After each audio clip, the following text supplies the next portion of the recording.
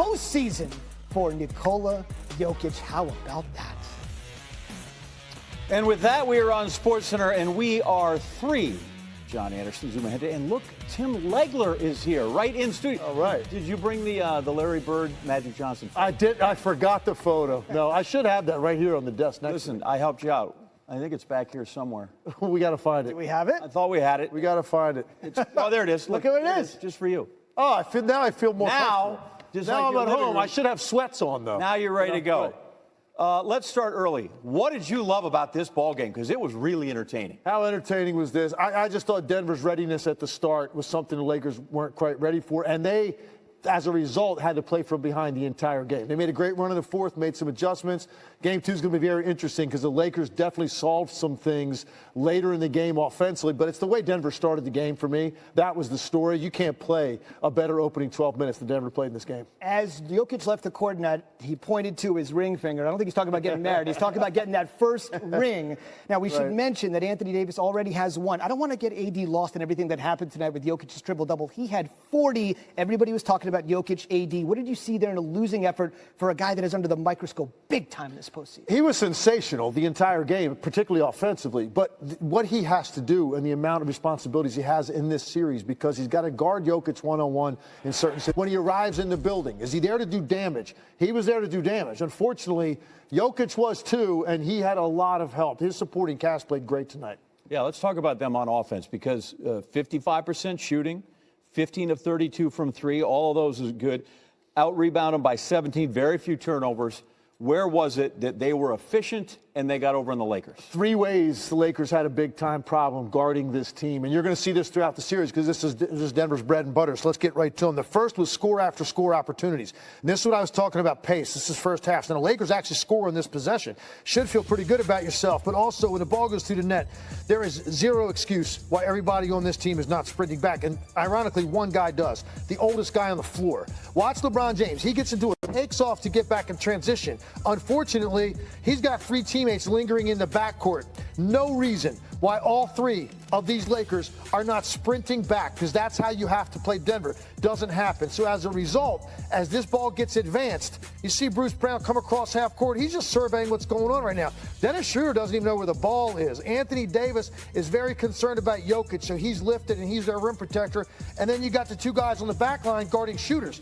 So Bruce Brown looks up and says, well, if you're going to give me all of this space, and I know Anthony Davis is out here, that's an opportunity to get to the rim. So 5 seconds after you score, you give up a layup and a foul. Can't happen. Second area is the dribble handoff game. And this is so critical to Denver's offense. They love running this. And look at this tight dribble handoff. Problem for Anthony Davis here, and he's right here defensively guarding Jokic. Because Jokic was so deep at the start, when Murray comes off to get to this 18-foot jump shot, AD very reluctant to cover this ground because he knows if he jumps out on this, now you got Jokic right there in the middle of the lane. He's going to get an easy 6-foot push shot.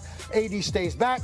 Easy pull-up for Murray. Jokic does this probably 30 to 40 times a game with the dribble handoff. And the last area is Jokic's ability to pass off the ball. And right away, as soon as he catches it, let's scan the weak side. And he sees they're not in hell position to take away this cut right here. And D'Angelo Russell actually is too high. He's above the cutter. So as a result, Jokic can make a very simple read on this dive cut.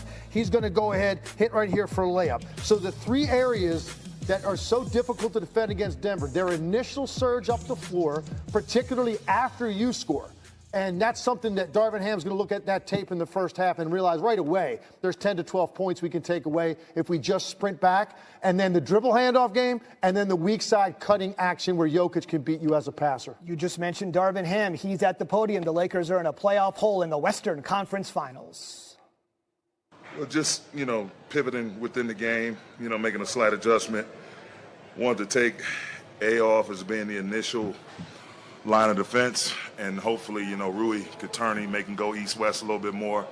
And once he went up to shoot, he shoots 70% on those floaters, those little short-range chip shots and floaters and hooks and little one-leg fadeaways. He shoots them at an amazing rate, scores them, I should say.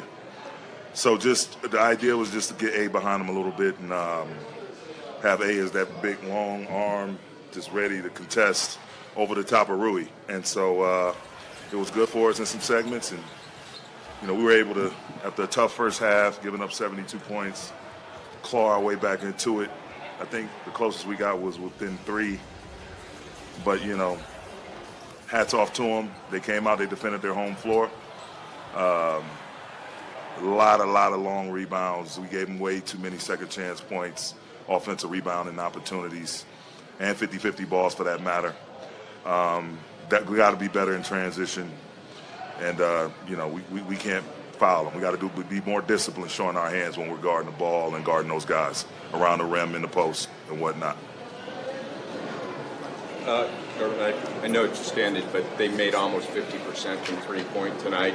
Is that something you got to get out there more, or is it more cutting out the passing lanes? I just think it's a little bit of everything, man. It's a talented team. It's very few one-trick ponies that make it this far. To put pressure on you in the paint, pressure on you from the three-point line, very capable shooters, some of which are elite. And you just got to be ready to give multiple efforts. Again, as I mentioned before the game, doing your work early, being in position when the defensive possession starts. That way we're not playing catch-up. So we'll go back and look at the film tonight, see what we need to clean up, take a good look at that second half, see what went well, try to sustain the good stuff, and alleviate and repair the bad stuff. Darvin, you guys started Dennis. I think they ended up with, offensive rebounds on 9 of their 11 first missed shots. How did their size, especially against your smaller lineup, affect the game? Or do you think that will you reevaluate those 5? I mean, my first inclination is it's not even a size factor. It's a mobility factor, meaning like bodies. We had guys, multiple bodies just standing around. No one is seeking out a hit. No one is, one person getting a hit, one person selling out, going after the basketball. A couple of times the ball just dropped to the ground and someone swooped in from their team and grabbed it. But at first glance, just coming off the game without having watched it again, that's what I feel like was happening. Too many possessions where we had bodies in the vicinity of the rebound, but just never put a body on their body or just made a deliberate attempt to go grab the ball. You talk about the escape plan. You put Rui on Jokic in the fourth quarter, had 80 moments. What was that sort of thing before you got to see that above the game? Well, I mean, again, it's not any one coverage that you're going to be able to stay in versus that kid. Like, there's no one person that's going to stop him. It has to be done by committee. And you have to switch up. You have to switch up matchups at times, and you have to switch up coverages. And so we didn't want to go too deep into the in-game adjustments. And it's still that ultimate chess game. So we were comfortable with the results. Gave us a chance to get back into the game.